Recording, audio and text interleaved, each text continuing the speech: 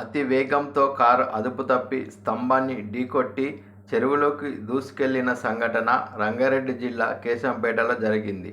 షాద్నగర్కి చెందిన మల్లేశ్వరరావు అనే వ్యక్తి తన పౌల్ట్రీ ఫారం నుండి తిరిగి వస్తుండగా ఘటన జరగగా అది గమనించిన స్థానికులు మల్లేశ్వరరావును సురక్షితంగా బయటకు తీసుకువచ్చారు.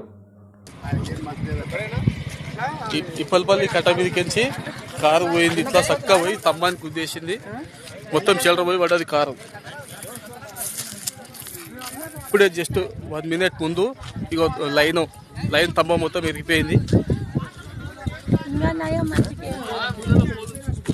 అటు బంద్ చేసాడు కరెంట్. ఒక్కడే ఉన్నాడంట. మనిషికి ఏం కాలేదు. కారు పోయి చిల్లర పడ్డది, స్తంభం ఇరిగిపోయింది. Vemularao Malleswara Rao poultry farm.